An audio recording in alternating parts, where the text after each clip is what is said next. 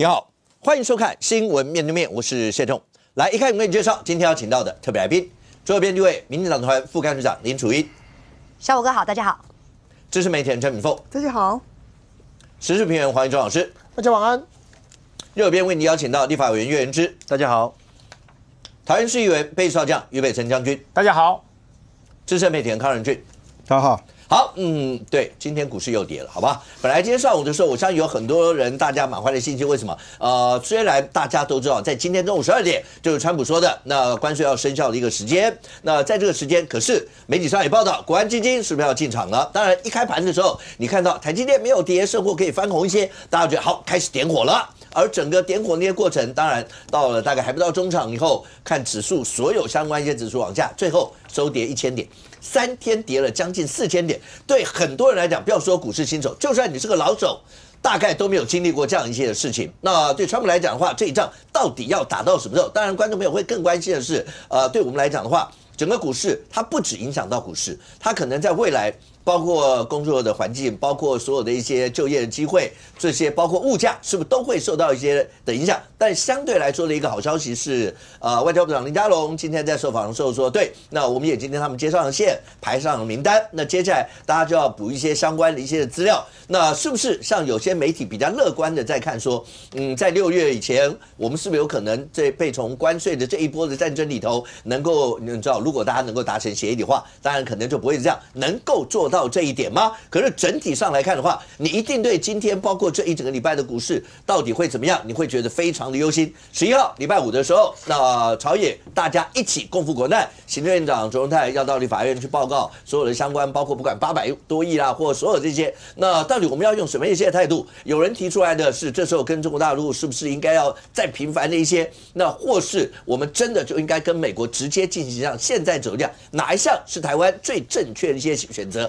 而这整件事情对大罢免来讲的话，到底会有什么样一些影响？那现在很多罢团提出来的，是不是有很多地方已经过了20届，大概过了5成、6成、7成，那是这样吗？35-12这个数字对蓝营来讲的话，那要针对绿营又会是怎么样？但整体来看，你先回归到关税战这一档吧。任俊，好了，现在川普大家说他叫关税帝君嘛，他开心到爆。说现在所有的国家的人都排队来跟我聊，然后每一天呢，他说他们每一天就可以赚20亿美元，对他来说真的是个大胜利吗？这个川普当然也很开心啊！你看他讲说，你看啊，我一天就这样20亿就进来了，20亿美金啊！而且他甚至讲说，你看全世界这么多个国家排队都要干嘛？来跟我拍马屁啊！所以他当然非常自豪。不过他自豪的背后，你可以看到美国事实上他很多人是为了这件事情是非常生气的，近100万人上街抗议之外，现在连马斯克也跳出来，因为为什么马斯克的这个市值啊，他的皮包啊，一天也缩水非常非常多。他从关税宣布到现在，他的荷包缩水不多，1兆台币。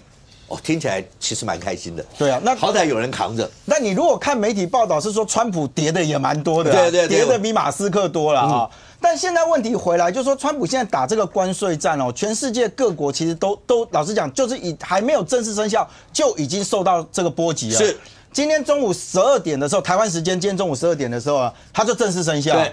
那我们这个国安基金哦，事实上在今天的时候，大家也说哦，那就正式进来护盘。不过你如果看股市的这个表现哦，当然今天到这个收盘的时候呢，是下跌了1068.19点啊。那这个震荡的这个幅度哦，老实讲没有前2，你如果真的拿前2天比哦。这不能算大了啦，因为前2天更惨嘛，一开盘就全部都跌停嘛。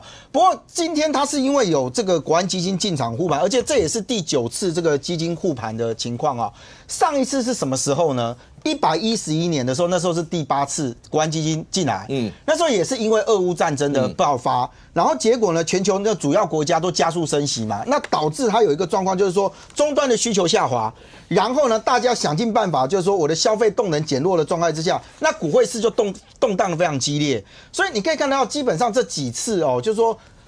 这个，如果就近几次国安基金进场护盘的情况哦，会发现现在的股汇市其实老实讲，要涨的时候涨很多，跌的时候那个震荡也很大，所以我只能讲，就是说执政团队就我理解，就是说到这个阶段，到目前为止，即使到目前为止啦，还没有放弃这个努力，就是说啊，未来如果真的有机会进入到实质谈判的时候，有没有可能去缩短这中间的差距？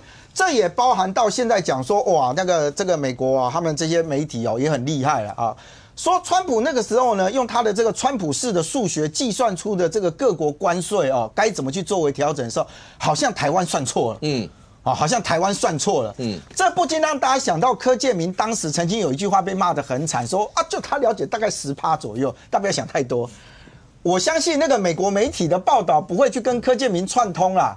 因为大家如果看到那一则，就会发现到，就是那一则实质上写起来，就是说，如果按照它整个的这个按照正常的计算汇率的方式的这些进来的时候，差不多台湾的部分不应该是32%，也差不多是在10%上下。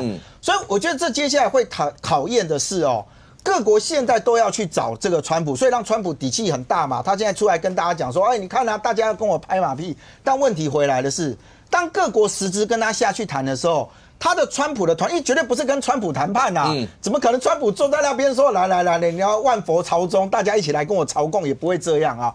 但美国究竟在这件事情想要达到针对每个不同的国家达到什么样的一个他的国家利益的最大化？你光看像越南，越南很早就跟他说，那我美国零关税。川普很厉害，川普说，你看人家这个国家很聪明，他很棒，做的最正确的事情。请问越南到今天为止，他得到什么？没有啊，他什么也没有得到啊。而且他们的贸易代表也直接跟他讲，这远远不够啊。对，所以他就是说，好，那我对美国产品我也零关税的这个状态之下，后面要什么？我觉得你回来再去看赖清德的那几个，就是说5大的这个所谓的因应的对策里面哦，我认为他其实现在光赖清德发那个影片。基本上已经跟美国进入到一个在谈判的一个阶段，只是到最后是我实质的代表到那边去的时候，到底会遇到真实化？因为美国现在的他的牌告诉你是关税，但是美国没有告诉你说我其他的牌是什么哦。这里面的有来有往的过程当中，你看川普现在还有一个很开心的，他说刚跟南韩的代理总统通电话，然后立刻就说哦，我跟你讲，我觉得我跟南韩会达成不错的条件。那条件我认为不会是南韩全盘去接受。美国要什么？所以川普现在只能告诉大家讲说，哎，我接下来所有的生产线，你看哦，大家都到美国来设厂。但我觉得他就是那种很坏的人，嘴巴很坏的人。你知道他在讲这一段之后，他补了一句什么？你知道？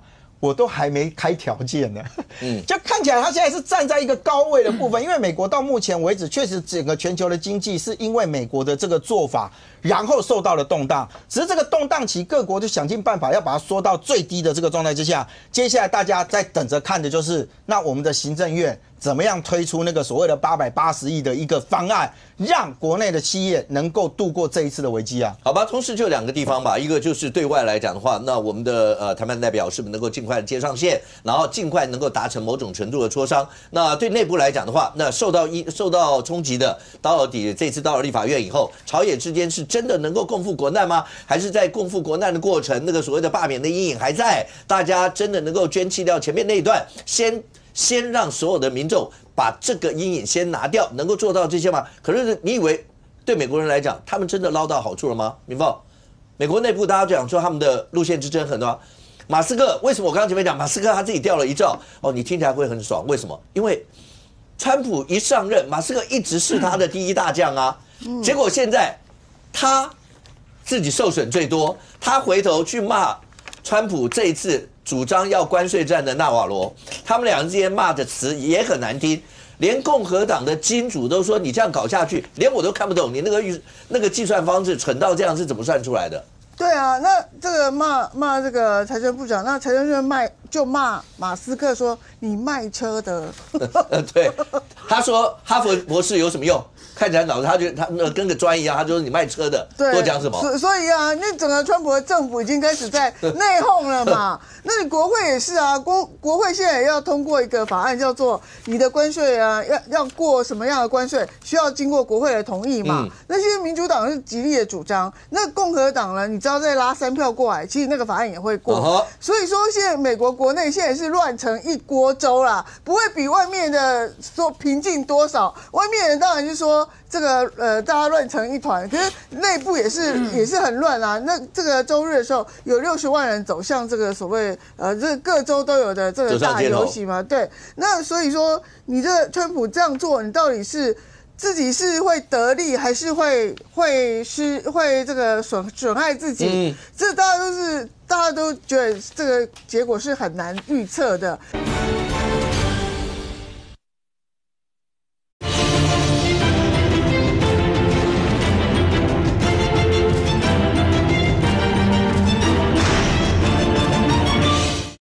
普这样做，你到底是自己是会得利，还是会这个损害自己？这大家都觉得这个结果是很难预测的。尤其说你这样子一做啊，我觉得说你把盟友，现在是因为中国的经济不好，否则你会把盟友通通全推到中国去，因为中国现在没有，如果关税还是维持这么低的时候，所有的消费都会到中国去。可是还好，中国现在的经济不是很好，它的这个消费力不高，但是它一旦高起来的时候，你这个整个盟邦不就完了吗？所以说大家就讲说，你做川普的盟军固然可怕，可是做川普的盟友更危险。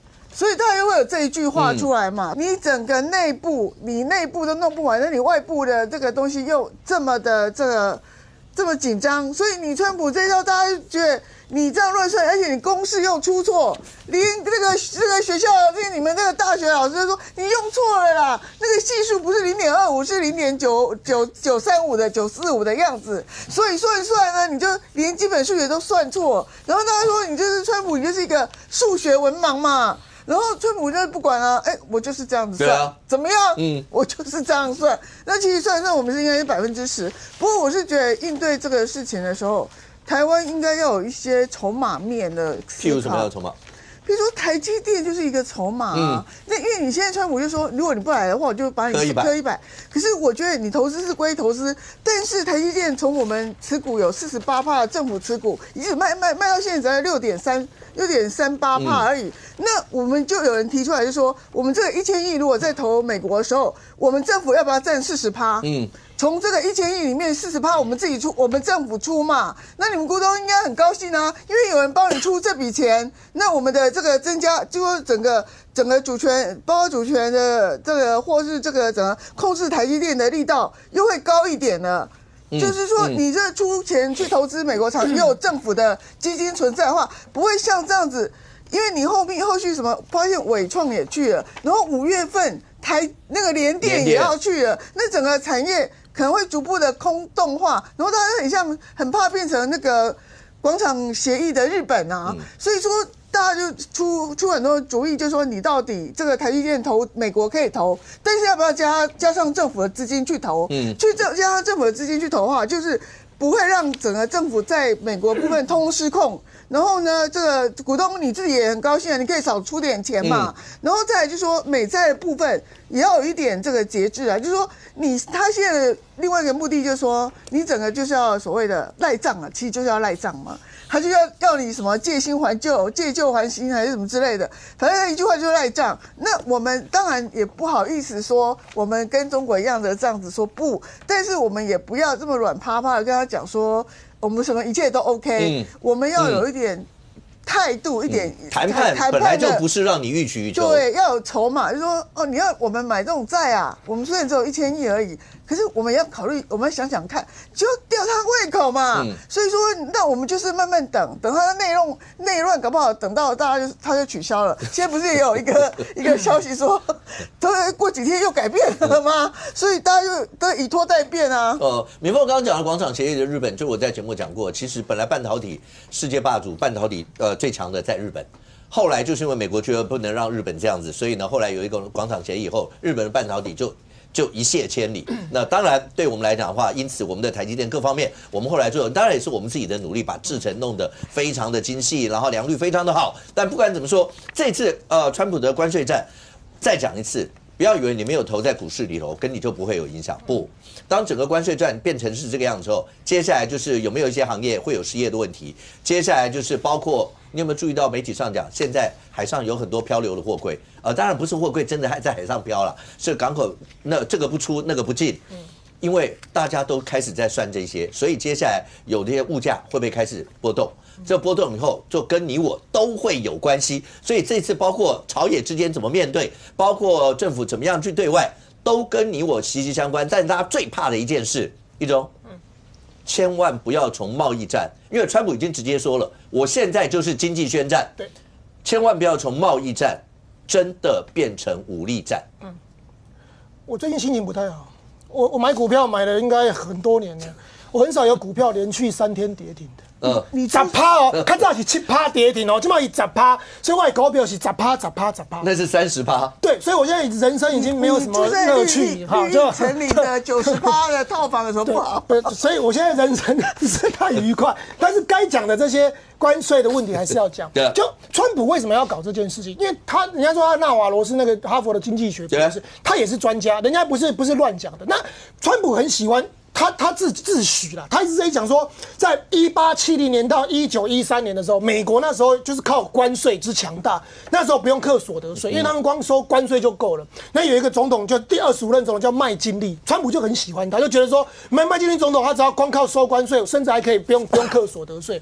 但是拜托，那个是19世纪的事情，现在是21世纪，现在已经全球化了。在那个时候，也许美国可以光靠课关税，它还可以维持强大。可是其实你的话再往下看，到了20世纪以后，这个课关税这件事情其实就不合理了。最近新加坡因为前一阵对这些大家都压力很大，那新加坡的那个总理汪勋才他就有一段谈话嘛，新加坡给他课10%呢，拜托那你34%的给他们俩讲啊，赢在10%呢。但是环球财也讲，他就是说这个东西对于像新加坡这种所谓的那种贸易型的国家来讲的话，这种贸易型的小国来讲，他在讲过去会对只有虽然10%对他们讲相对跟其他国家比是小的，但是他就讲说未来的情况会变得很严重。所以黄勋甚至还讲到一件事，会引发2次世界大战，这个是事实。我刚刚讲第一次的美国那个大关税，就麦金利总统那时代，因为那时候等于还早期，所以就可能没事。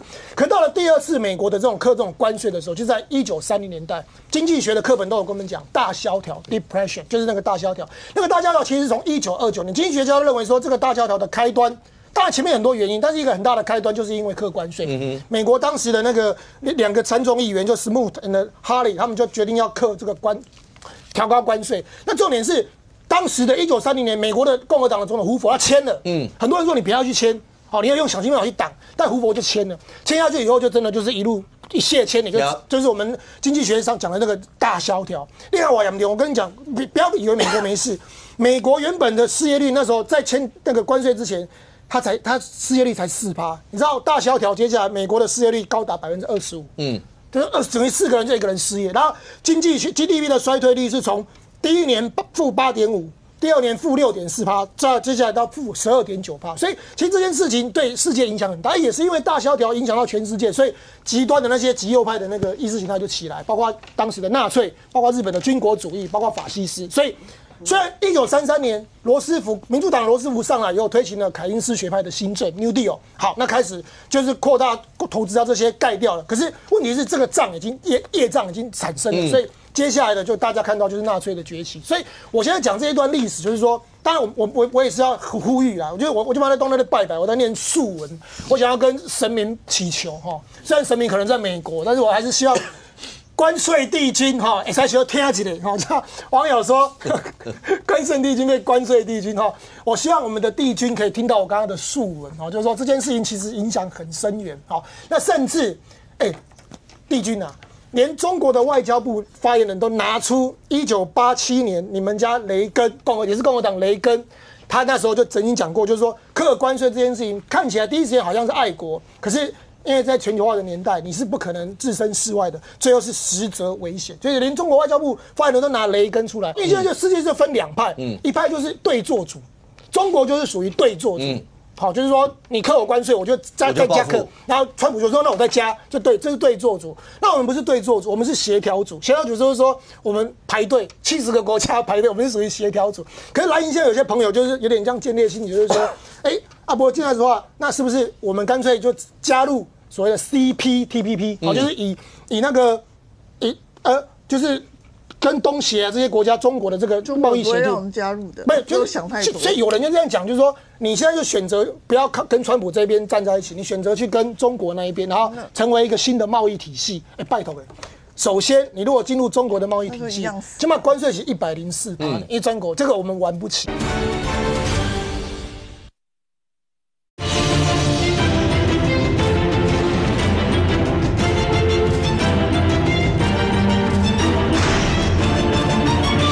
你选择去跟中国那一边，然后成为一个新的贸易体系，拜托首先，你如果进入中国的贸易体系，起码关税是104%，因为中国这个我们玩不起。好，这第一点。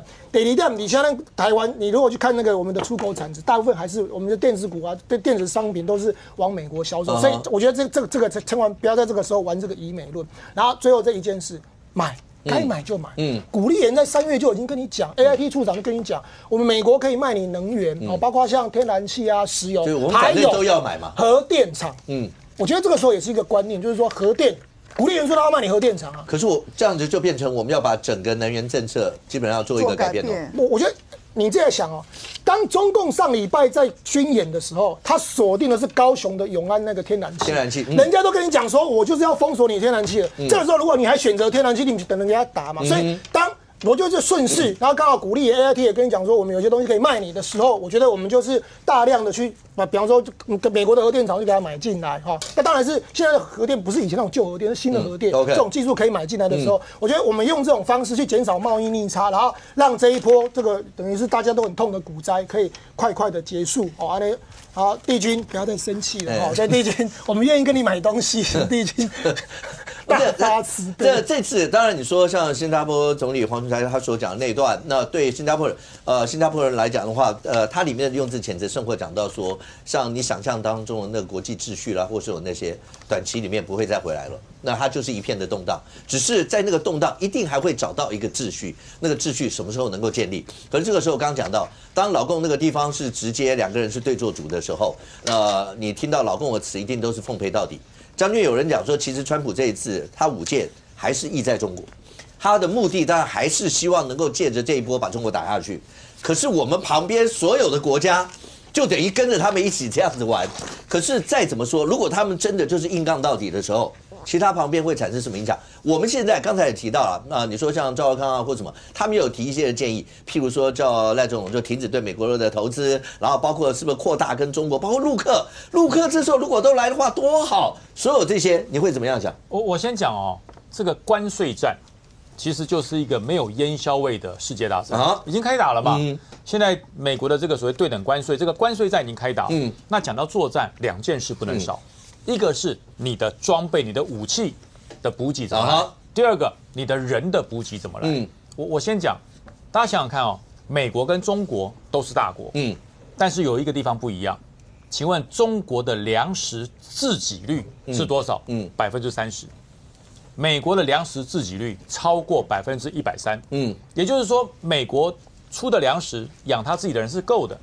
那你说中国这么地这么大，怎么会养不活？对，因为它14亿人，美国只有3亿多人，所以它是一个这个人口张开嘴就要吃饭是不等的比例。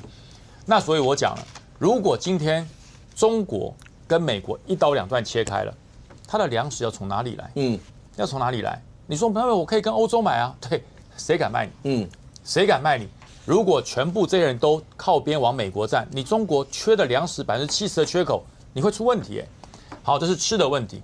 第二个我讲到就是为什么川普要这么疯？那疯要有个理由嘛。所以我才说要跟川普谈判之前，先要知道川普为什么这么疯。川普是没错，他是剑指中国，可是只有中国吗？不对，是中国们。中国们。那可是要如何鉴定哪一些人是中国们的一份子呢？我告诉你，我常常这样讲嘛，搜索了2种，一个叫做温柔的逐户去问，这个叫时间多；另外一种就跟越战一样，机枪装满弹夹，啪啪啪啪啪全打，那个会反击的就是敌人，这最容易就是这样子嘛，那你这样威力搜索会不会伤到自己人？会哦，对啊，将军那个会反击的是敌人，对，那个没有反击的就自己人也被打死啊，对，就所以我讲嘛，威力搜索就是你可以很快的找出敌人，但是也会误伤。那就是在误伤的时候，这一些跟你是自己人的人被误伤怎么办？被误伤就看你有没有能力复原嘛。在越战最大的损伤不是被敌人打死，是误击，是误击。为什么？美国最喜欢用威力搜索，到这个树林里面，这里面到底有多少越共不知道，装满弹夹，啪啪啪啪啪啪，全部都打完，对，可能很会打到自己人。这次川普就是用这种方式，叫做威力搜索，全打。我的贸易战，连在非洲角落有个小国家叫赖索托，那个国家50%，他是做什么？做牛仔裤的。因为为什么到赖索托以前是我们的也是我们的这个建交的国家，后来脱离了。他那个做牛仔裤的那个绝大多数是台商哦，所以他很痛啊。那为什么要打赖索托？川普说没有道理，我就是无差别攻击，全部都打。你是盟友，你来表态。你不是盟友，你就跟中国站在一起。他正在做威力搜索，所以在这个时机点，还有多少人敢跟中国站在一起？所以很多人在担心说：“哎呀，没关系，我告诉你，美国这样他也会有这个所谓的威胁。为什么？大家不跟你美国站在一起了，全部是跟中国站在一起。中国是有广大的人力市场，可是中国有没有这么大的货品需求市场？如果有，今天是中国对全世界宣布贸易战，不是美国。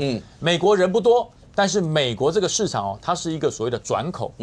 我收来的东西，你说台积电的晶片或是半导体，那是成品吗？不是哦，那是所谓的加工，是加工。可是美国如果没有了台积电，它有很多东西是交不出来的，上从武器小到手机，它交不出来。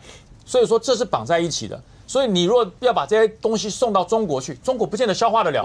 因为等讲说，那我不卖美国，卖给中国，对，卖给中国，中国很多的东西是透过中国再卖给美国，所以你还是要卖到美国去。所以这个就是市场上谁是最大的买家，谁就有敲关税这个大锤的决定。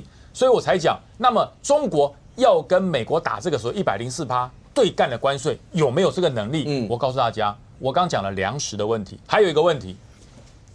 贪腐的问题，你知道吗？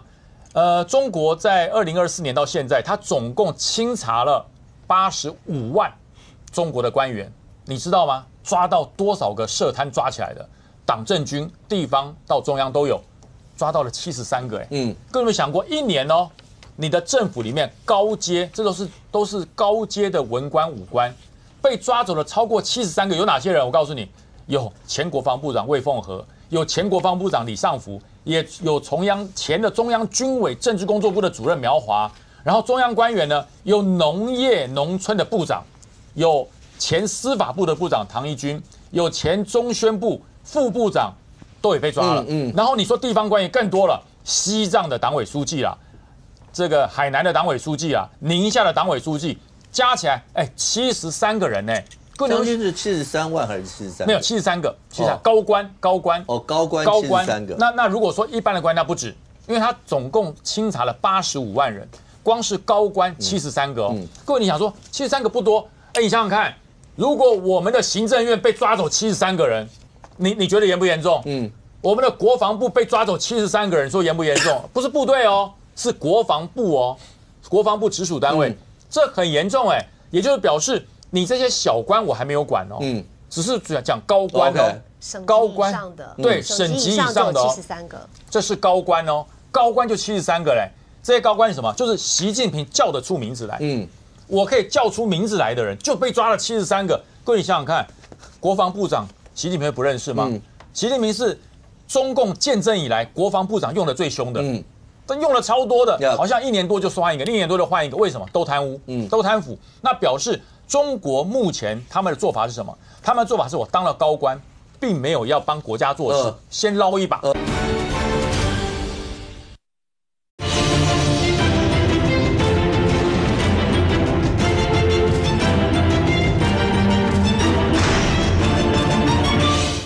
那表示中国目前他们的做法是什么？他们的做法是我当了高官，并没有要帮国家做事，先捞一把。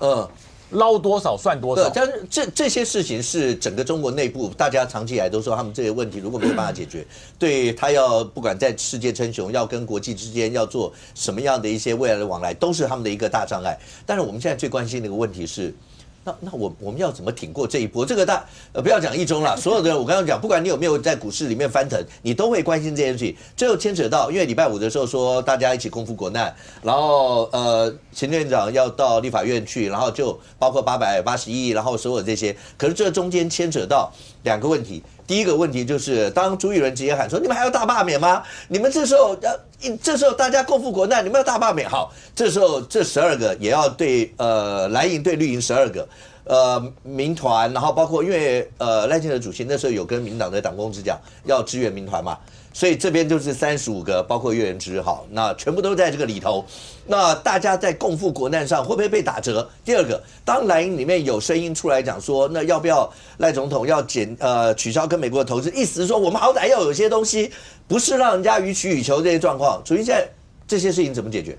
首先我想要先补充一下就是这个礼拜5我们已经同意了，就昨天下午有一个朝野协商，那么我们已经确定就是同意朝野会让行政院长来做报告，在礼拜5的下午。OK。然后呢国民党5位，民进党5位，然后民众党1位会有代表来做质询。那显然就是其实朝野对于赶快处理关税这个事情是放在最前面的，因为我必须讲关税所引发的是全球经济的大冲击。就以刚刚我们一直在讲中国的部分，因为今天我在国防外交委员会，刚好就是那个蔡明彦国安局长来报告，那里头就有特别写到的是有关于中国的状况，除了刚刚将军所讲的这个部分之外，其实我们最锁定的，像我最关注的是中国的经济怎么样？因为我们知道，其实从大罢免开始，其实大家民团或者是民众的焦点是在于说，这些委员你到底是中华民国的委员，还是中华人民共和国的委员？你在很多税务、很多国家的政策的时候，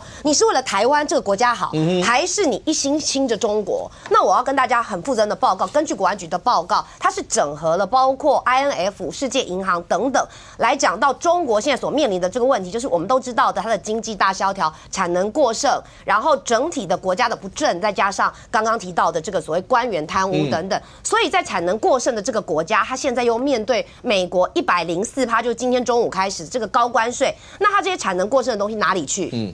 它大概就是往东南亚这些邻近国家来，尤其是台湾。其实川普他这一只手，他所要去处理的就是中国的问题。我跟大家举一个，这个大家到时候可以到这个 X 上面去找，就是美国的这个贸易代表署。他提出了10点，除了关税之外，他们所不能接受的贸易上面的不公平对待。开宗明义，第一个他讲谁？他就讲中国。而且这个是一个浅显易懂，就是说你中国单我们美国的国旗，居然有10万面的美国国旗是 Made in China，而不是 Made in USA。所以说我单这样，我单一个10万面的国旗，我就损失了200万的美元。我们自己的国旗就应该要自己来处理。然后他罗列的10个里面，就是不对等的贸易的行为，除了关税以外的，有日本日本的水产，有安哥拉的牛肉进口，有南非，然后有这个欧盟。但是这10点当中就没有台湾，所以显然对于美国贸易代表署来说，台湾不是他们首要的对象，但是他们首要对象是谁？是中国。那我知道我们现在大家都说要共赴国难，但是我认为它是一个全球性的金融的问题。那么我们现在要去谈，我们要怎么谈，然后让民众能够觉得安心，这个当然很重要。所以包括今天国安基金也进场，那当然结果不是这么的理想，但是很不理想。对，跟第一天一样。对，但是没有了，第一天的一半啦。第一天2000多，那今天是将近1000了，900多。好，减半。然后整个亚洲来说，大概我们也是跌得最深的，因为日本大概是3.9%，大概4%，我们是5点多。好，那但是呢，这整体来说，我觉得还是因为有一些不确定的因素在这里。但是我要讲的是，我们在这个部分，我们当然要一起共赴国难，又或者是一起来解决经济的问题。但是国民党所提出的策略是真的好策略吗？我就跟大家举一个例子，这个是已经删文的啦，这个是第一时间的时候，包括罗志强讲的，他说什么？他说赖清德可以用3招，用32%的关税来提出复议，大声的就是叫大法官来释宪32%的关税为限，再来就是罢免川普。我是觉得这个时候你真的是想要共赴国难吗？后来被发现之后，他把它删掉了。可是就是这种态度，包括你看陈昭之也是说我就是要来反串，然后包括国民党现在比如说朱立伦讲说，那你就是包括你可以去用我们超征的什么税收，又或者是说之前删除的预算来补贴，我就说。真的是不要骗，你是内行人，你明明不是一个什么财经学者、什么会计师吗？你为什么要骗外行人？因为倒果为因，你之前删了那么多的预算，我就拿一个大家来看到，现在我们是不是要去贸易谈判？那贸易谈判要出国，那是不是要补贴中小企业？对，但是我让大家再来看，我怕大家会忘记，这是当时国民党的提案。有鉴于经济部中小企业及创新署辅导量能有限，为撙节开支，辅导量能都有限，然后你要撙节开支，这2句话没有很矛盾吗？你先说他辅导的量能不够，量能不够很有可能就是钱给的不够，或者是然后但是又要撙节开支，所以你要砍什么？要冻结70%，然后执行了30%之后才能解冻。我就问，这个就是要补助中小企业的，那你当初你现在把预算砍掉，然后把预算或冻结起来，不能用，然后再来呢是有关于中小企业编列的这个34亿这个创新平台发展，他也去动了8亿，8亿的话，34亿是不是就动了大概1/4，删了1/4？所以我的意思就是说，国民党你不要之前在那边砍预算、动预算，然后讲得很开心，包括之前我们讲的出国的这个所谓业务费从15%到60%，动或删，要你自己去考虑。那现在我们是不是要出国去谈判了？然后呢，钱呢？那你就说，那你赶快来动啊，把它解冻啊。但是问题是，大家不要忘了，这就是国民党当时所特别把你这预算砍掉了，然后把它动起来了，然后现在你是要大家说来求我吗？来求我吗？其实我当然知道说这个当头大家都觉得说好了，不要再提罢免了，不要再讲了。但是我觉得就是因为现在出现危机了，才会感受到当时他们乱砍预算或是乱删预算所造成的困境跟问题，现在就在这里。元之，这些包括我看媒体上面府院也有讲说你看这次连出国要谈判的那些费用也被蓝白给动删的一些。那在这个时候，当然这些东西提起来，那国民党朱立伦主席讲说，大家既然要共赴国难，那干嘛还要再提大罢免或者什么这些？可是刚刚楚英的意思就是说，这时候才应该要让民众知道那个时候为什么会是这样。那对你们来讲，第一个，觉得赖政府现在整个的因应，你们感觉怎么样？第二个。会因为大罢免还在，然后会影响到大家共赴国难的心情吗？赵少康他们所讲的要加速跟譬如说扩大跟中国大陆那个地方所有一些来往，这是国民党内部的一些主流想法吗？其实我觉得台湾现在是面对的一个是非常大的一个经济的危机了。那所以那个时候卓荣泰他院长他要召集大家，包括国民党党团跟民众的党团到行政院去会商的时候，大家通通都有去。那行政院一开始提出来是880亿的一个预算，那我们也认为说880亿可能不够，要再加码，我们也都支持。所以那个时候大家其实就想要抛开蓝绿恶斗嘛，一起面对这个经济危机，大家一起面对。但这民进党还想的还是罢免。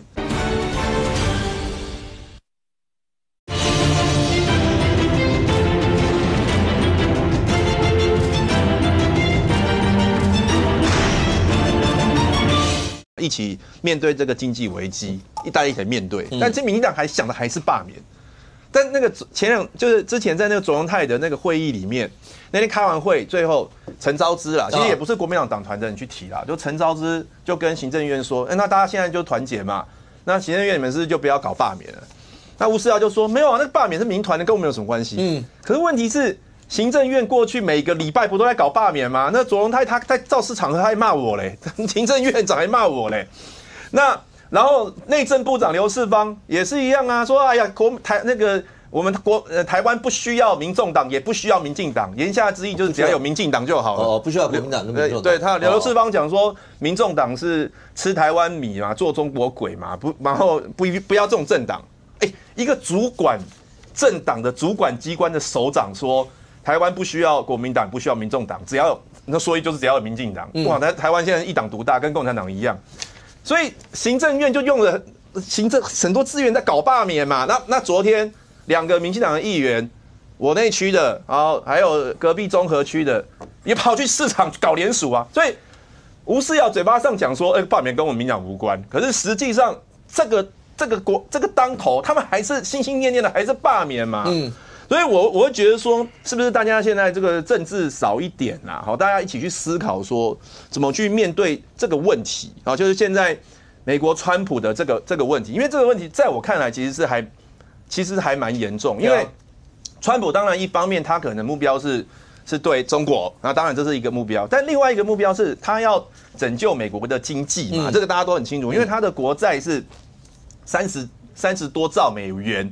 他的利息1年要付1兆多，所以他现在想办法从各国这边弄点钱来嘛，对不对？比如说关税加到32%，那我们东西过去之后，那他就可以收到很多关税。你知道那个白宫的经济顾问委员会一个主席叫米伦呐，他提了5个方法。跟各国讲说你要怎么来跟台湾谈5个方法，跟美国谈，对对，尤其第5个可以。第5个叫什么？你知道吗？第5个叫做直接捐款给美国财政部啦，来谈呐，你直接捐款给我们呐。前面一些条件啊，就是说，比如说你要么就接受美国关税，不要报复，像中国就不 OK， 因为中国要报复，不然的话就是你打开市场，把一些不公平、有伤害这个贸易的东西取消。那这个代表什么？代表说，比如说美国的食品要进来，假设我们对于食品安全有过高的要求，他觉得你这是贸易障碍，或者是我们进口汽车，我们会有货物税的问题，他可能也会认为有障碍。这个部分你要一一的减少啊，然后就提高国防支出嘛，不然就是投资美国，在美国设工厂啊。前面4个听起来大家都知道，第5个直接捐款给美国财政部，所以其实他就是要大家来想办法来解决他的财务问题，这也是其中一个很重要的他做这件事情的原因。好，那我们接下来我们就来看看我们现在政府所提出来的这些政策有没有办法真的有办法去跟他谈。譬如说，赖清德总统他其实最后讲的是说，我们要从零关税的这个方式去跟美国谈。可是今天其实那个经济部长由郭志回啦，因为在立法院今天我也有咨询他，我问他说，你880亿是怎么算出来？为什么你觉得880亿就够？那他的讲法是说，他们是希望谈完之后，最后可能剩10%。关税如果是10%的情况之下，可能880亿。那如果高于10%，比如说25%或30%，那当然一定要往上加。那这部分我们也都我觉得国民党也都支持。但现在关键就是说，那你要付出什么条件，你才有办法谈到10%？这是第一个问题哦。第二个问题是零关税，我认为是不可能啦，因为我们出口到美国的比较多嘛，美国进口比较少嘛，两边都零关税，美国没有赚的嘛，反而是我们赚，他不会跟我们零关税。可是如果说部分产业零关税，其他高关税，它会不会有没有可能这样？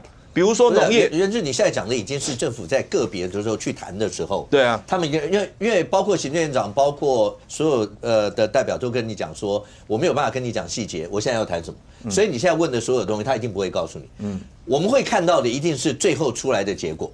那你现在刚刚讲的意思就是说，我们总是要有给有得。有些部分也许关税高，有些部分关税低。我想这个大概都是在大家所有的那个范围里头。现在重点只是在看起来朝野之间有一个最大的不同点，就是有很多国民党的，譬如像赵少康他们的意思是，对中国大陆，就算你不是跟他一起站在对抗美国这一块，可是好歹那个市场，如果对那个市场现在采取开放一些的态度，可以第一个就对我们来讲的话，等于整体的营收会高，可以降低那美国这次关税的冲击。国民党的主流意见会是这个样子。国民党本来就是两岸可以交流嘛，经济可以互惠嘛，这本来就是我们的主张啦。那民进党的主张是说少一点，不然被养套杀嘛。那其实现在美国对我们的经济威胁更大啊。那其实你说开放陆客来赚中国的钱，本来大家现在也都在做啊。我们的ECFA到现在也没有废掉嘛，所以美国现在也没有叫说一定选边站，就是说你只能跟美国做贸易，你就不能跟中国。譬如说像越南去跟美国谈，那越南有没有跟中国做贸易？也是有啊。日本现在是那个石破茂是最早打电话给跟川普通电话的嘛，说取得优先谈判权。那日本有没有说啊，美国我呢，你帮我关税降一点，未来呢我不跟中国谈，也没有嘛。OK， 但是台湾对于某一些产业其实也是有配合美国啊，譬如说像晶片，现在台积电的问题哈，就是说我自己是认为说失去了一个谈判的筹码啦，因为你看，如果说按照川普的想法是，未来如果我们多增加在他们的投资，他可以来这个降低一点关税的话，那今天台积电现在已经宣布要去投资，那这算不算是筹码之一？其实这个部分，投审会还没过啊。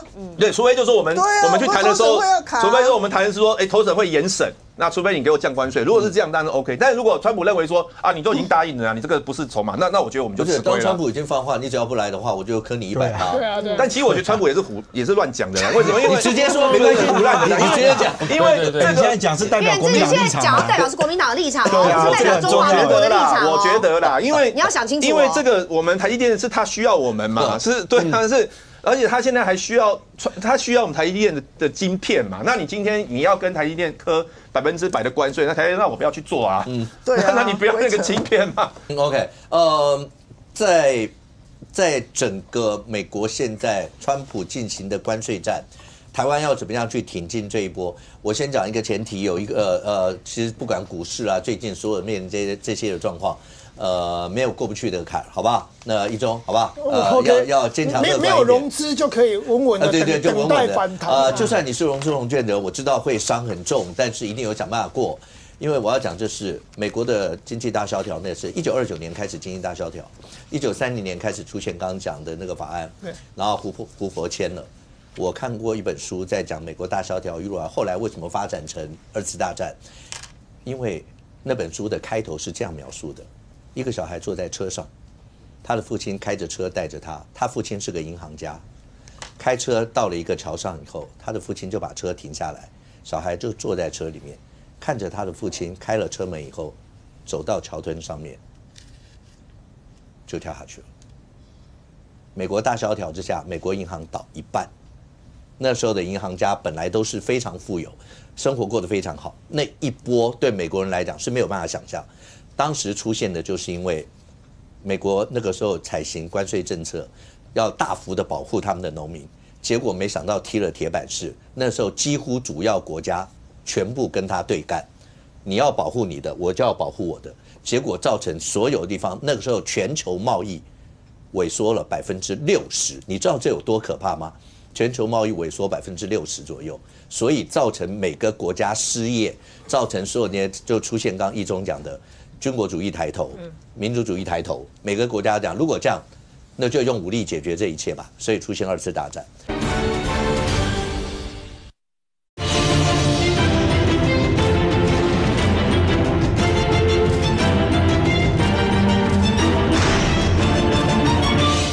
所以造成每个国家失业，造成所有那些就出现刚刚一中讲的军国主义抬头，民族主义抬头，每个国家讲，如果这样。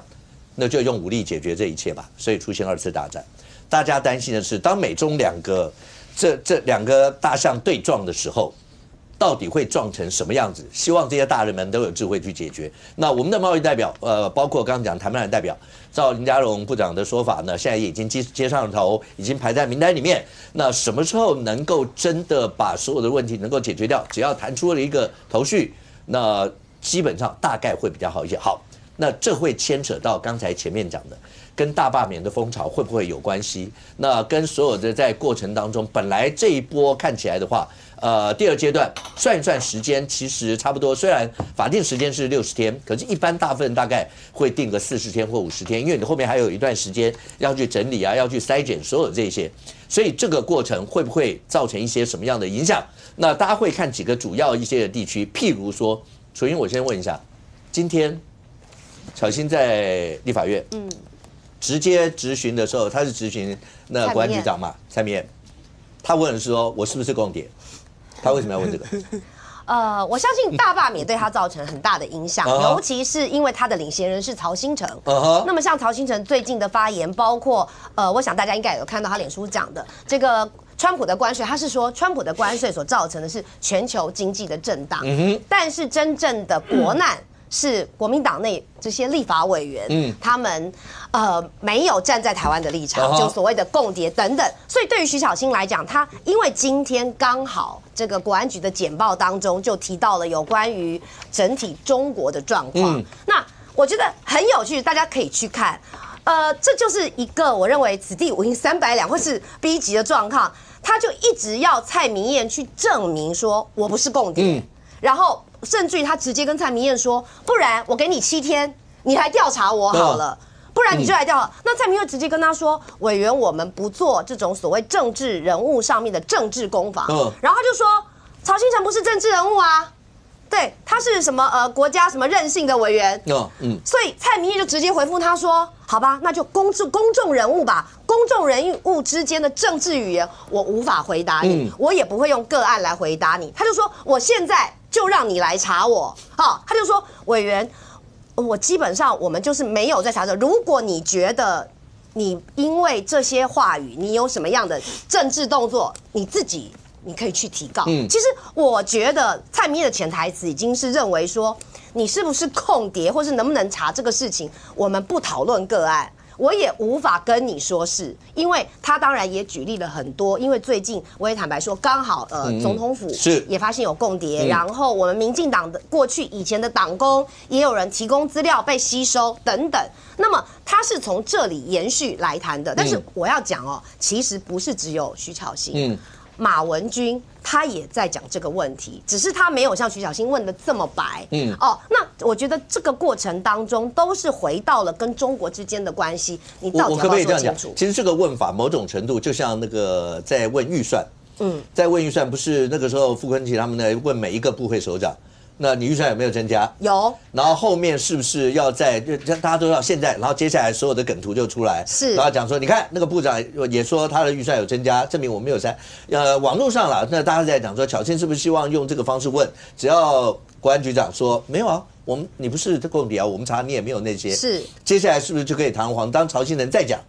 他就说没错，所以我就觉得说，在今天的这个质询哦，其实我刚好在他后面，所以我看得非常的仔细，所以我才会说这个就是，你想要去问一个质询的内容，去在攻防上面，希望能答出说，我没有调查你，或我不能调查你，或是我调查你之后你没事，但是其实从头到尾。蔡明燕都讲了，不论如何，我们不能讲个案，因为马文君他在问的时候是问说，那你们是怎么发现总统府有共谍的？这个共谍是有人线报，还是你们主动追查？当时蔡明燕就直接讲了，就是这个事情是个案，我就不谈。OK， 好，那所以蔡明燕也很直白的讲，谁是共谍，谁不是共谍，或是不是共谍。我都不会讲，因为在调查当中的都不能说。那至于你如果希望我调查你，或是我能不能查你，这个我也不讲，因为你就是当事人啊。这就很像说你在司法法制委员会，你去询问一个跟自己涉及相关的事件的时候，你希望在质询台上，其实官员怎么讲给你听 ？OK， 那楚英刚刚讲说，对巧芯来讲的话，会不会是因为整个这次的罢免会造成某种程度的压力啦？然后后续会有像这一块，任俊。因为这几天会出现很多民调嘛，等一下，包括元之，那元之也可以回应一下，就是包括范老师他们一个研究会也提了一些相关的民调。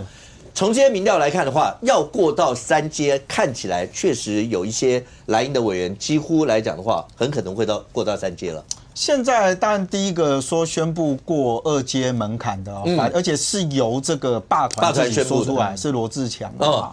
那我必须讲，就是说罗志强在几个蓝委里面哦，他比较有点像是徐巧芯跟这个王宏威的状况，因为他也是以反绿反民进党这件事情是站在前面。我讲过说元之不是走这个路线嘛但是他其实就是有些这个不管是这个其他的东西引发大家对他的质疑嘛。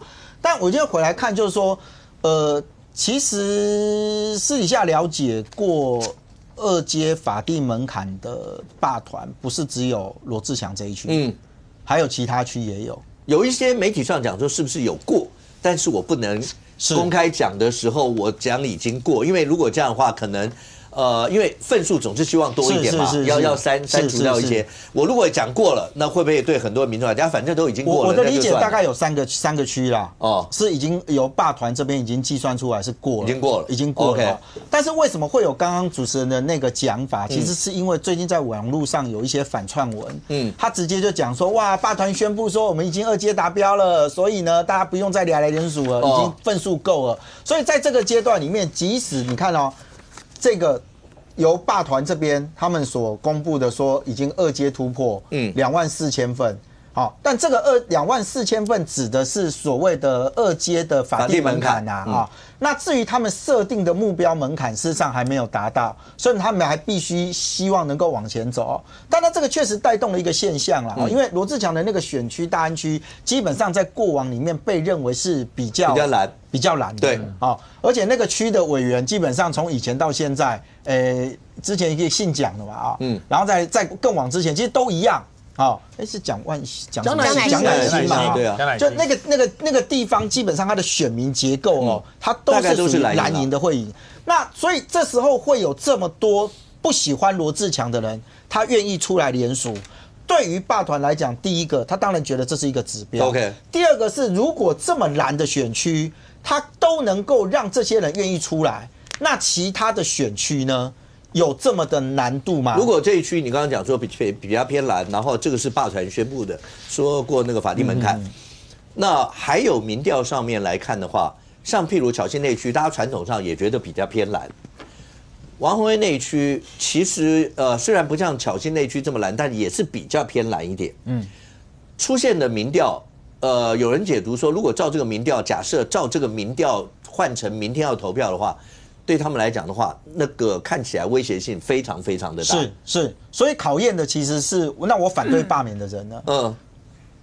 那我反对罢免的人呢，我能不能冲出来嘛？是因为我们的罢免门槛是25%，这就言之他们要问的嘛。对，就是因为我的罢免门槛是25%嘛。对，基本上如果我在这个选区里面有50%的人是支持罢免，那我只要能够吹出1半的票出来，1半以上啊，1半加1好，国民党很喜欢加1嘛啊，就我只要吹出1半以上的票，我最基本上就有机会可以过。而他现在唯一能够阻挡他的就是，那我反对罢免的人，在这个阶段能不能出来？所以你看，现在进入到政党动员，其实国民党的人到现在为止，他们其实没有要掉以轻心在2阶的部分了，因为民进党在这个阶段是已经公开讲有党的力量下去做。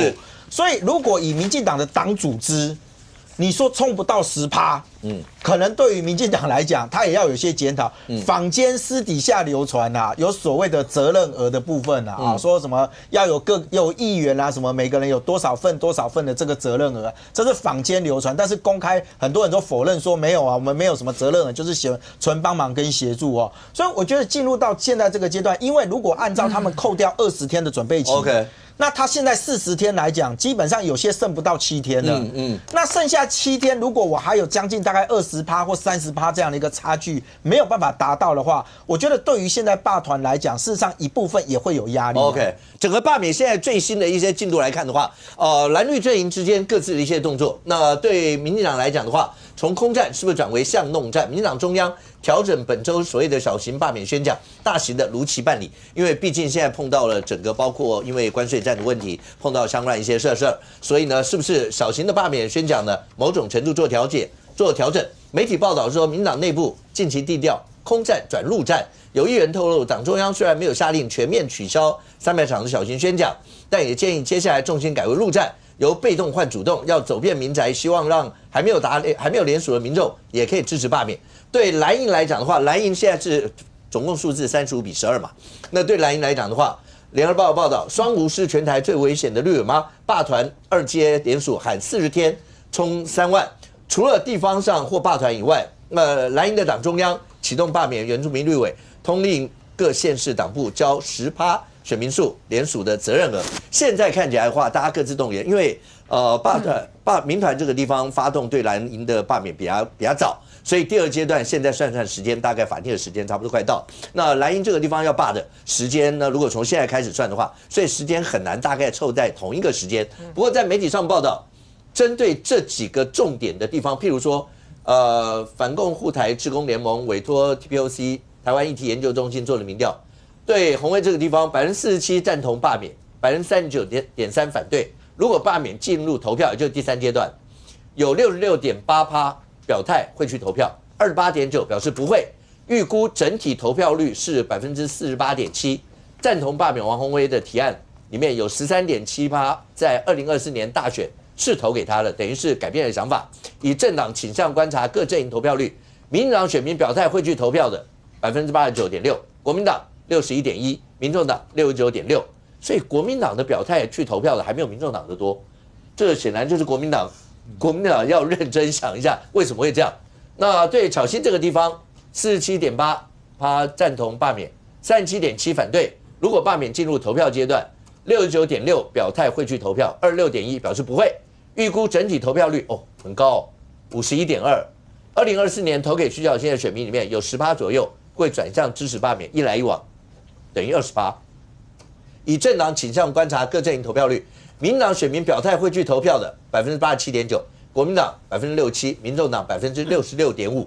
那原知，那国家安全研究学会民调，如果明天就投票，45.2%支持罢免原知，38.2%反对。如果联署通过第2阶段门槛，67%会去投票，25.5%不会去。那原知否认有施压警察，不相信的44%，相信的23%，那是不是冠老板41.3认同，23.9不认同？好，这个过程，元之在节目里面也解释过相关的一些的状况。但是如果真的就这几个地方的状况来看，将军，我刚刚讲，对国民党的人来讲，照理来说，如果进入第3阶段，没有什么冷战的问题嘛，一定是要催出元之，如果进入第3阶段，一定就是催出多一票。一定是这个想法，对不对？拜托大家出来投，不同意。OK， 那如果是这样的话，为什么像这些地方，那国民党的投票率还没有民众党，最起码现在还没有民众党表态的高。草青这个地方也跟民众党是差不多而已，胜或都比民进党绿营的人表态要来低。那对他们来讲，这一仗怎么打？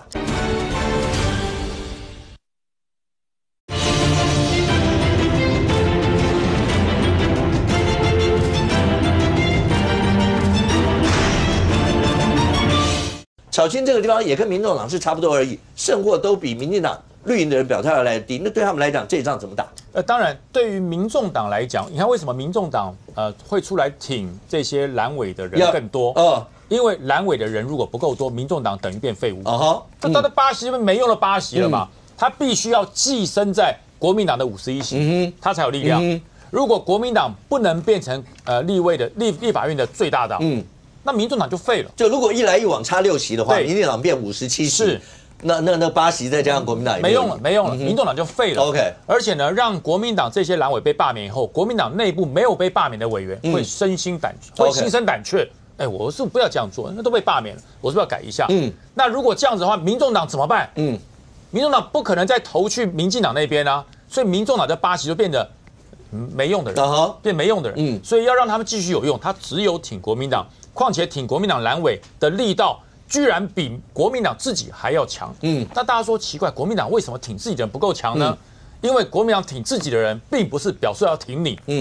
我可能把你换掉，我另外心中有人选。OK， 对，是这样。因为其实有很多区域，即使被罢免了，绿营也不见得选得上。当然。那可是肯定就是不会是徐小新，不会是王宏威，不会是叶元之，他们就想法就是这样子而已。所以为什么国民党没有拿出吃奶的力量来挺？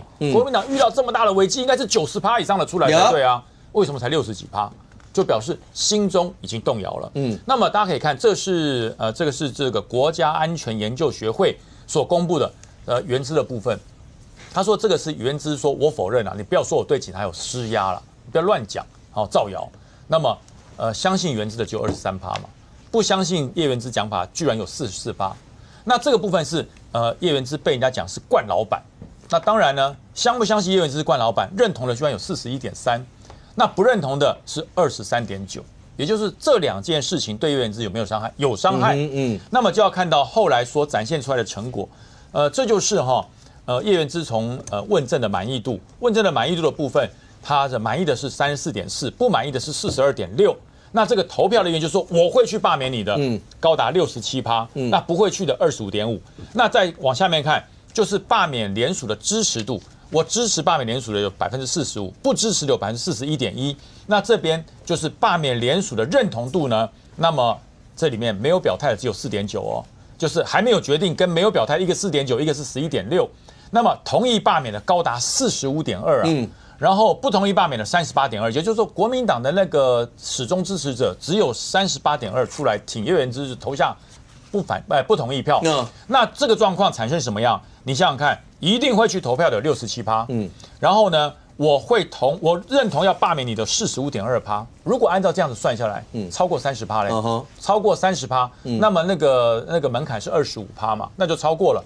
所以说这个整个协会的老师出来做一个分析，就是他说，如果叶元之想要闪过这次罢免，或是度过这次罢免，必须要2024年出来投票给叶元之的人，要有75%的人都要出来投反对票，这样才会到达5.8万票，才能够压过同意票。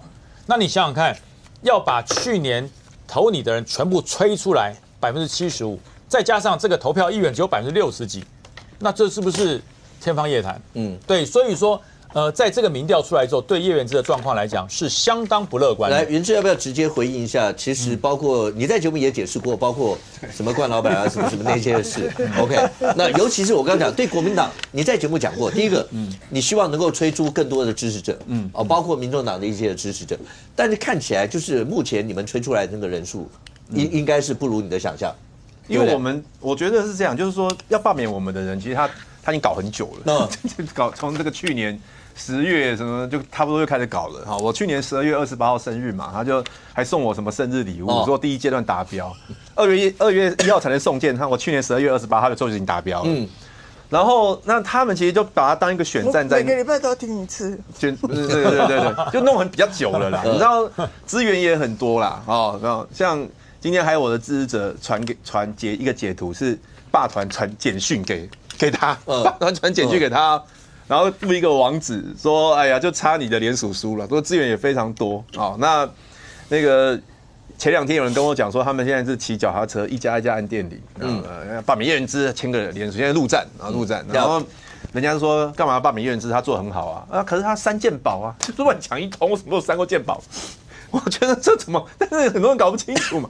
我是民意代表呢，我们要选举的人呢，我有可能去砍什么？人家就是这种对地方有福利的东西，我们怎么可以去砍？那就随便乱讲哦。那这个民调呢，非常感谢范世平老师范世平老师这个做的民调，好，我们非常感谢他给我的参考哈。但是大家可以来看一下这个题目。根据新闻报道，叶元之遭基层员警爆料施压警政署，导致板桥分局长为此摆桌道歉。叶元之爆料子虚乌有施压警察情形，请问你是否相信叶元之说法？这个他们怎么判断相信还是不相信？怎么判断？这个事件如果大家有关注的话，当时板桥分局长还有那一天吃饭的人都出来否认说不是这么一回事。那都已经这样讲了，那他们要怎么判断说这个东西到底是真的还是假的？所以你拿这个东西拿去做民调，我也是觉得很奇怪啊。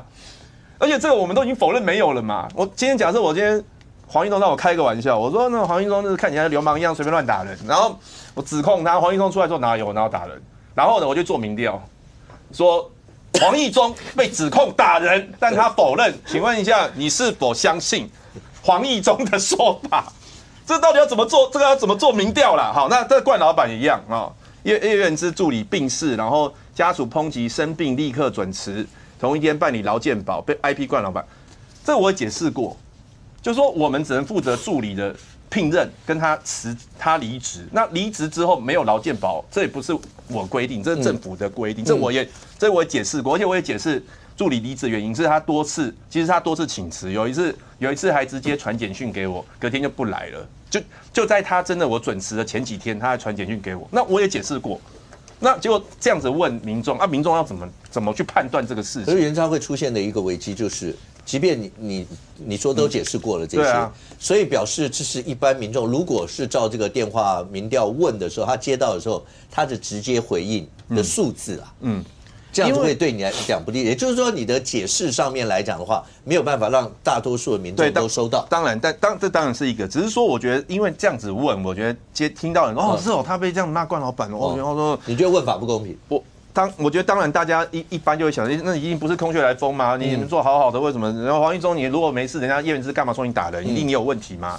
就是会不会我觉得录完以后，真的有人觉得黄义中没有，黄义中没有打人，元之只是随便举，因为比较熟，所以举他当例子。我是举黄义中做的，因为黄义中看起来比较像会打人然后再来你还讲，然后再来就是问政满意度哈，这个其实我非常认真，在立法院，像我的质询数、提案数，其实都算名列前茅。我觉得又来了，对我问政不满意，关心一下我的问政，你可以上我的 YT 频道叶元之原汁原味，好，我的质询我都有上传，你可以去看一下，看完之后再来评论，因为很多人其实我觉得他如果不是很关注立法院的状况，他不太知道我们问什么。像我是教育文化委员会的，学校会知道，比如我争取呢，像国中呢，黄义中也很清楚嘛，国中需要校安人员嘛，因为现在很多国中的学生他被帮派吸收，所以很多老师不敢去处理帮派学生，我就一直在争取说国中增设校安人员，这我争取到。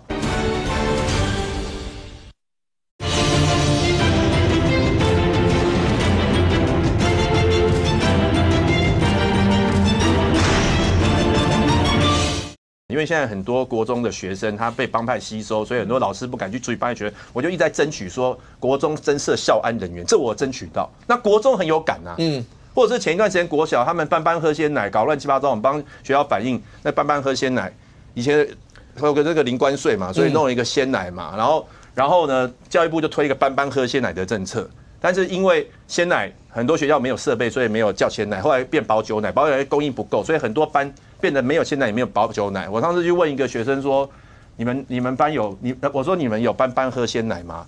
他还问我说谁是班班啊？好羡慕他，我还有鲜奶可以喝。我说是一个政策，那我们也是一直反映给教育部跟农业部嘛，然后后来他们也是做，对，这就是说国小的会有感，那但是如果比如说，他刚好他没有关注到我的东西，对不对？所以这个其实，所以我觉得刚好利用这个机会，谢谢范世平老师做的民调哦，那发现我们的缺点，我们会这个希望大家来直接问一下一中，刚才元之所解释的这些所有相关的一些内容，包括学校应该有感啊，所有这些那。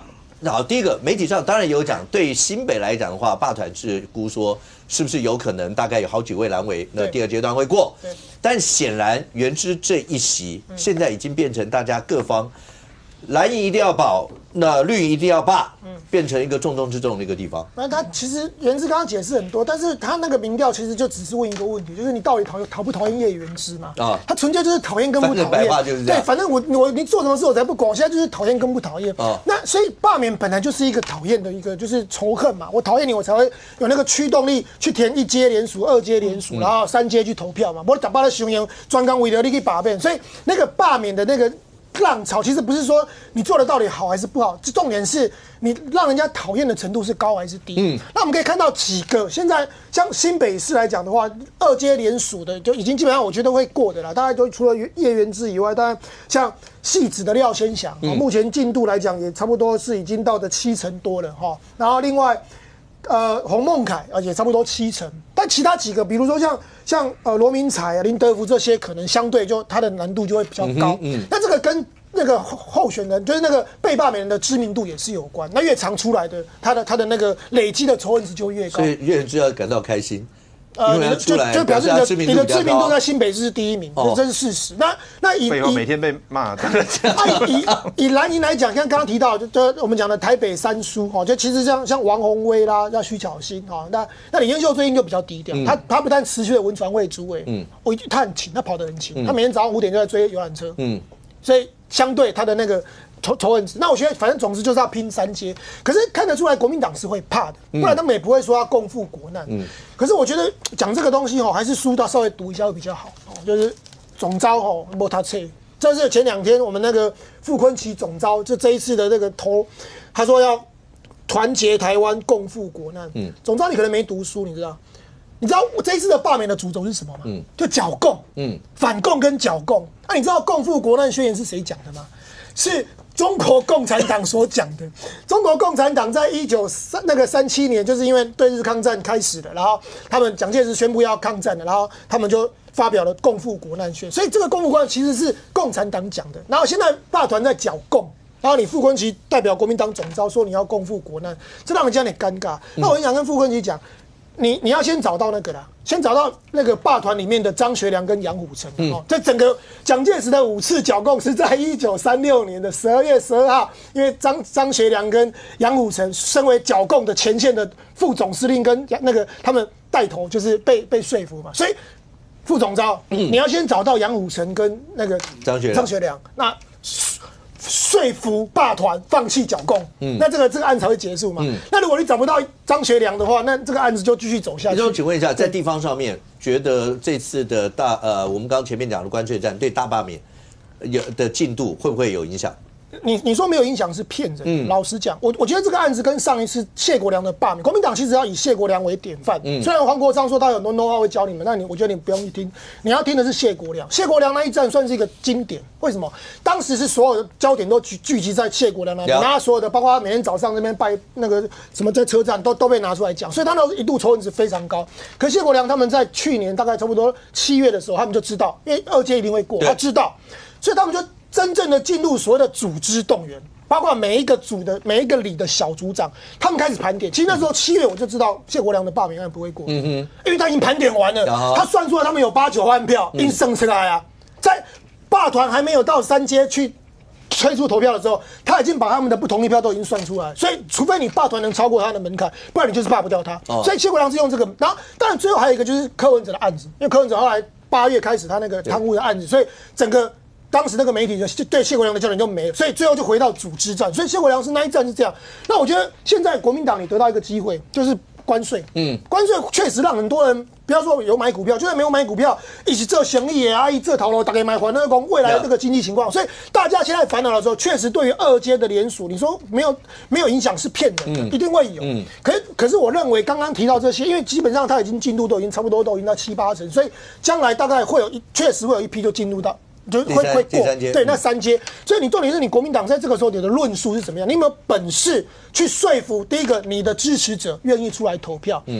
那当然讨厌你们的还是会，可是我相信那个会穷他讨钱的基本上让他救，所以你们怎么样是呼吁那些让那些中间选民不出来投你罢免票，然后还有你们质疑者能出来，这是令搞起来算免哎。可是我就讲，有时候这个广告，你看今天是第5支那个台湾一个选的广告，这是很短，30几秒而已。它只有几个画面，第一个，一个老人家，就是应该是个看护推着他，然后遇到罢团，婆婆请支持罢免，这个老人家拿到那个罢免那个案子以后，他就把它随手就丢掉了。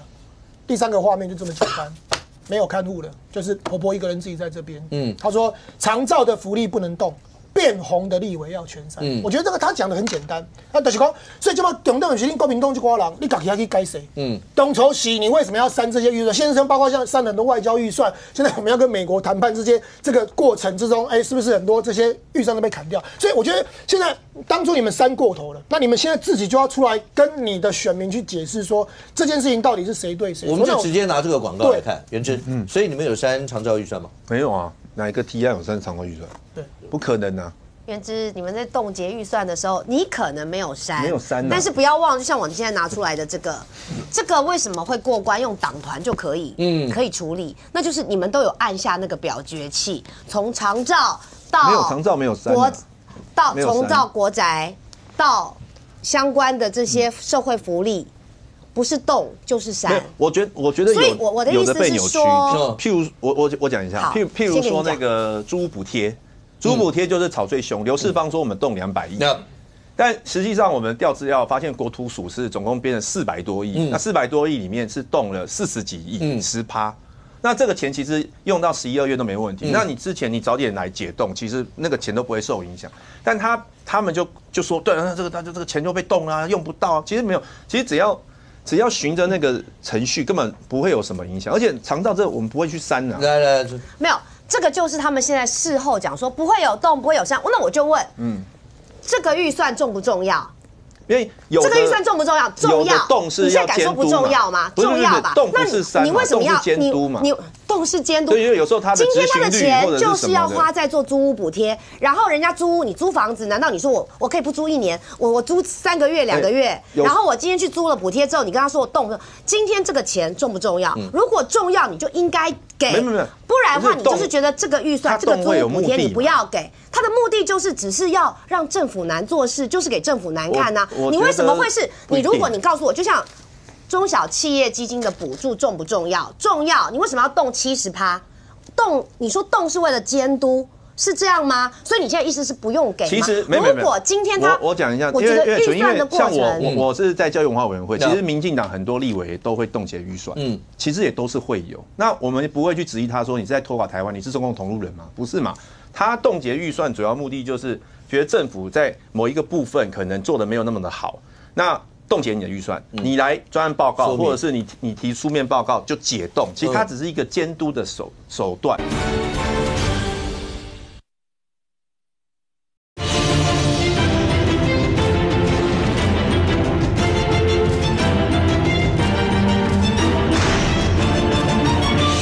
那冻结你的预算，你来专案报告，或者是你提书面报告就解冻，其实它只是一个监督的手段。但现在被无限上纲到，你只要冻结，你就是拖垮台湾，你就是中共同路人。现在很多这样的一个论述出来，这个我不能接受。你自己在教育文化委员会，你一直在讲嘛，那我就问你，陈玉珍她当时她不是教育文化的委员，她去砍这些文创人，包括公视，为什么今天会罢免的影片会出到第5支？这都是免费的，这都是陈玉珍。那我就问你在教育文化委员会的时候，你同意陈玉珍这样砍这样删吗？所以很多人不同意嘛。所以对，不同意，所以他就没有这样做了嘛。那你当初你有站出来反对陈玉珍吗？你没有，所以才会导致现在出到第5支。没，这个程序上不是这样子。那我的意思就是说，对，我也强调，民进党会动预算，会删预算，可是动该动，删该删。我再一次讲。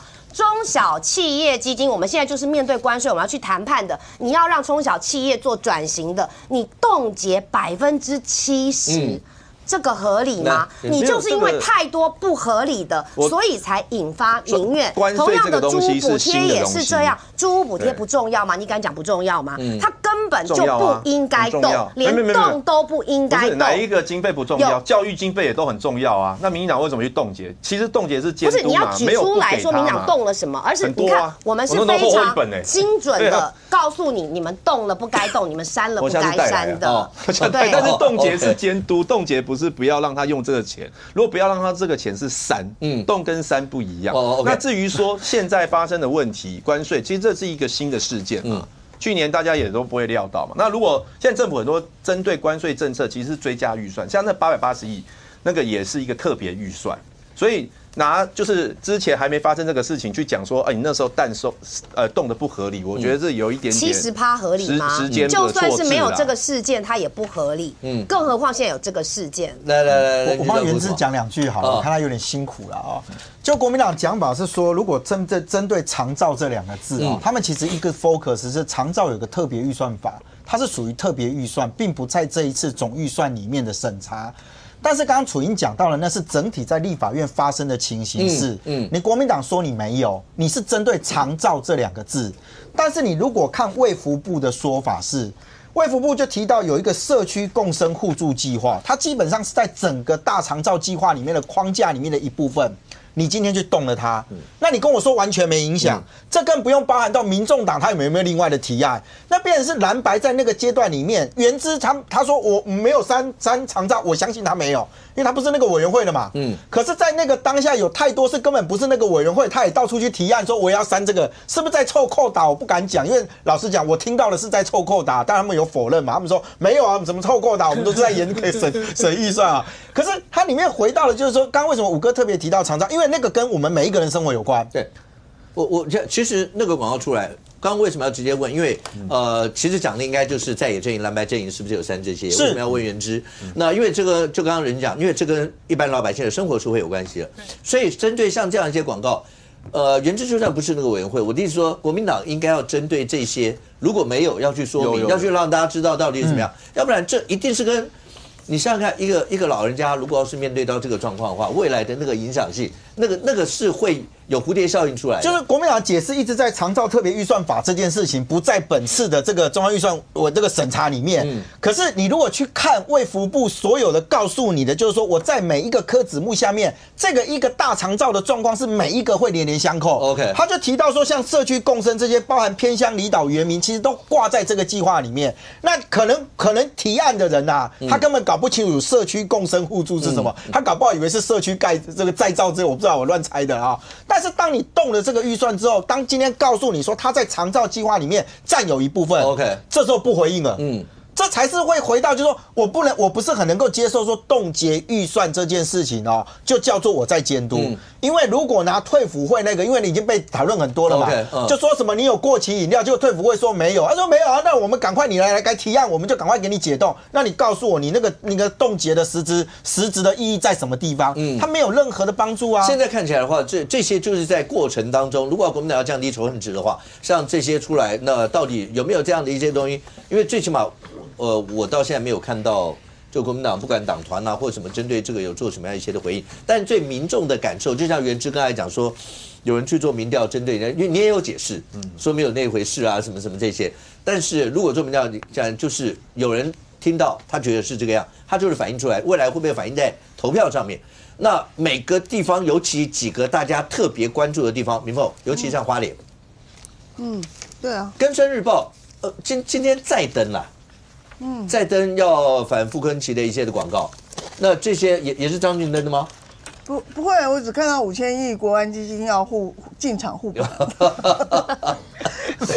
没有啊，这个就是张俊在登了嘛，就说这个花莲的头家不要害怕，请放心出来联署嘛。傅昆萁的这个就快要达标了，还差你1份。那张俊本人又丢了500份出来，他连他自己都下场去联署了。其实我觉得那个所谓霸团里面公布的那些这个数字里面，你不要去看，因为他已经有修改了，就是他本来是用门槛的方式去除以%多少，他现在用目标值去除以这样，所以你看看那个所谓那个收件人数、收件的份数跟所谓现在门槛的差距，差在2-3千份的那一种，大概都已经过了啦。所以他是不是用法定门槛的那个百分比在算呢？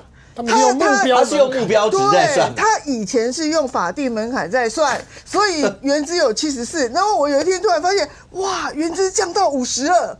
然后原来那是用目标值在算。对，后来发现整套都用换成目标值在算，所以整个都降低了。那所以说，其实你只要去看那个收件跟这个所谓的这个法定的门槛差2-3千。2-3千份的大概都过了，那大概都过了，那都已经过了。因为那个目标值跟法定值，他们通常都拉的很空间高嘛。比如说这原先好像只要2万多吧，他会拉到4万嘛。所以就是说所以说这个东西你去看看那几个，其实大概真的有差不多有10个。都过了啦，所以昨天霸团人，我跟一个霸团人同台，他就非常有信心啊，就说再过给他们10天，他们交出来的成绩一定是非常好看的。那你说这个傅昆萁也是这样，你现在魏嘉贤也在帮你连，然后呢张俊也在帮你连，民进党也在帮你连。那如果这3股势力都连不出来，要罢免你的2阶段的时候，那花莲那就完了嘛，那你就真的可以做永久的花莲王了。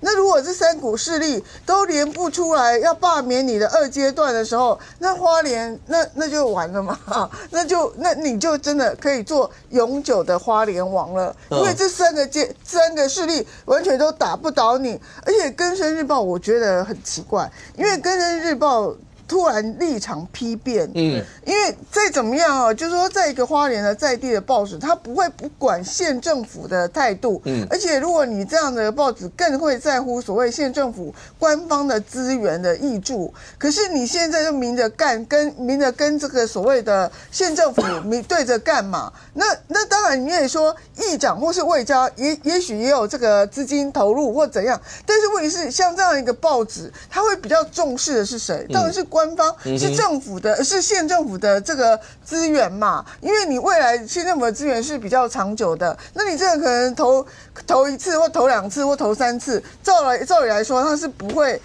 帮你登这么多的啦。但是问题是说，我觉得就是说，这整个更生日报的这个作为，真的在花莲看起来这个东西，而且他告诉你，他还很多这个电话列了很多的电话，跟你在上面，那整个就说大罢免的东西，当然你现在面临关税，你执政党的态度低调一点是对的啦，你不要那大来又上去什么讲东讲西的，但是问题是你罢团的东西，他也不会像昨天那个遇到那个阿美说，你现在给我停止看看为什么要停止，怎么样，这2回事。所以说我觉得这个东西，而且现在双方都宣称要走陆战了嘛，就是巷战，然后有人是用那个报纸投书啊，这什么楚伟啊，什么山哪里出什么尾啊？删除危害，删除危害，对不起啊。然后因为我都背起来我老人家了，所以这个都是用投资的。那你现在就是有人亲自去院子的选区里面去当面这样签，所以我觉得只是说现在签的方式。联署的方式就变成比较低调了啦。OK， 所以但是问题是这是不会改的嘛，因为国难有2种，一种是外面的，一种是里面的。那今年的国难是外面造成的，去年的国难不知道是谁造成的。蒋公有先讲，蒋公有说过，攘外必先安内，先安内再攘外，这是先总统蒋公说的话。元军可不可以问一下？国民党我们刚刚有特别提到，现在35-12，国民党包括从中央到你们的一些的霸团，包括台北双武，包括2期的原住民委员那些地方，看来你们势在必得，要把这几期让他过2阶。所以你们现在的态度，包括你自己那时候讲说，因为板桥这么大，对不对？分东区西区。那如果就怕你一个，你也不服气啊？你觉得另外旁边也没有比你赢多少？那如果要就大，可是时间上看起来很难摆在一起，已经摆不在一起，因为之前第一阶段有补件，所以起码要多1个月以上，就没办法一起了啦。那现在因为我们就罢绿的啦，好，罢绿的现在最积极的，我看起来就是双武啦，台北市的双武，这是最积极，他现在还有成立那个罢免总部了。那国民党现在也有去协助嘛？我看媒体的报道，我是有问那个罢团的那个青年军啊，他是说没有得到很明确数字的资源啊，但是党部是有讲说会愿意支持。那媒体是报说会提供2万啊，大概是这样。对，那所以希望能够在2阶段的时候有3万送出去。那坦白说，我是觉得国民党这边就是学民进党就好了，因为民进党他们有一个模式，你说议员各民意代表就复制嘛，他们那时候。就是说什么每个议员要3成嘛，所以其实在我那一区，民进党每个议员其实也动得很激烈啊。那我们就跟他们一样嘛，他们怎么做？现在不是要这样了吗？现在要这样啦。还没有到全面呐，像我们那边很多议员都还没有，应该都还没有得到指示啦。我是觉得可以学习他们嘛。然后第2个就是原住民其实是比较困难一点点，因为那时候，但是因为原住民是我们主席曾经讲过的，就是说在原住民的区蓝大于绿是7-3，所以如果2阶给过的话，如果进入到投票，其实要罢免原住民立委的机会是很高。OK， 但是他联署有一定的难度。原住民要有钱呐，那肯花钱就可以了啦。要不要？也不一定啊，也不一定。因为他的幅员很大，你要到处去收。对，那个民众姐讲没有错，就是说的钱是一直说幅员很大。他现在就是说，因为他要花这些，他等于是全国啦，而且很多在山区部落什么的嘛。那所以现在党部好像也有指示啊，就是说各县市的党部都要负责收集，就是10%，就是那个原住民选举人的10%啦。那这其实我是觉得这个门槛还不低啦，对啊，所以各县市党部也要很努力去做这件事情。那原乡有一些是原乡，比如说桃园复兴乡啊，或者是什么乌来这种，当然就要更多一点。反正总而言之，就是现在也动起来了，现在动起来了。来，将军，我补充一下哈，因为我们选区有很多绿营的民意代表，绿营的县市议员跟蓝营的县市议员不一样在哪里？蓝营的县市议员一当多好几届，一当我搬到桃园30年，有的议员到现在还是议员，30年还是议员。那像这样的议员，他愿不愿意出去搞罢免？不愿意。我很稳啊，我就按照我这种做选民服务啊，做各种事情就好了。我不要出去搞这种政治的冲撞，怕会得罪人，一定会得罪人。因为这些蓝营的能够做30年以上的议员，那绝对服务不分蓝绿。我都服务嘛，我蓝的也服务，绿的也服务，反正你来法服，你来做什么我都帮你。所以说他在选区选票的时候那是多席次的 ，OK， 他可以囊括到蓝的，因为你光靠国民党党部的支持，你做梦选不上议员。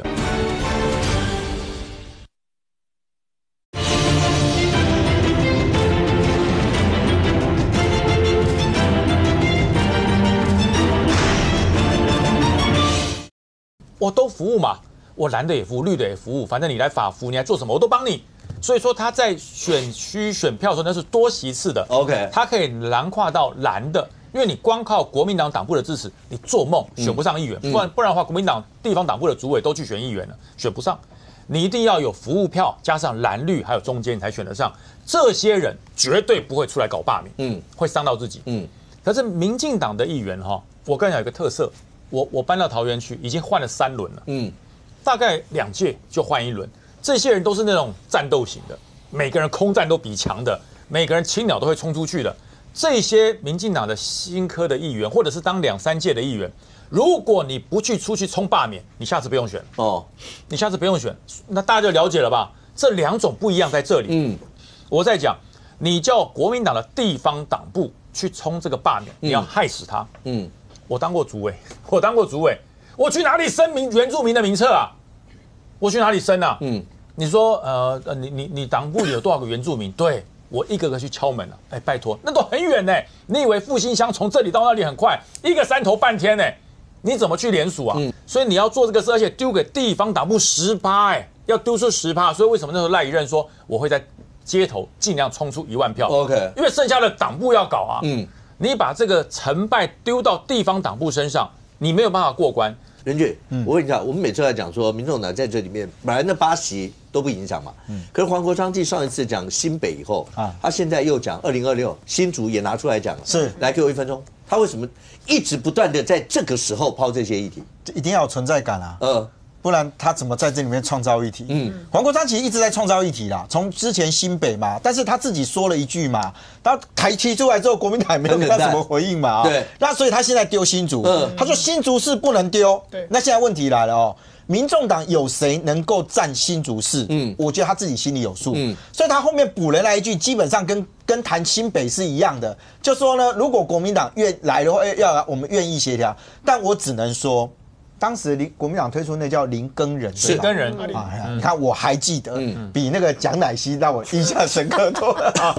就说姓蒋的，我都觉得太久了。林耕仁是悲剧人物啊，不是就会被丢包啊，所以你要记得他。讲的是对的。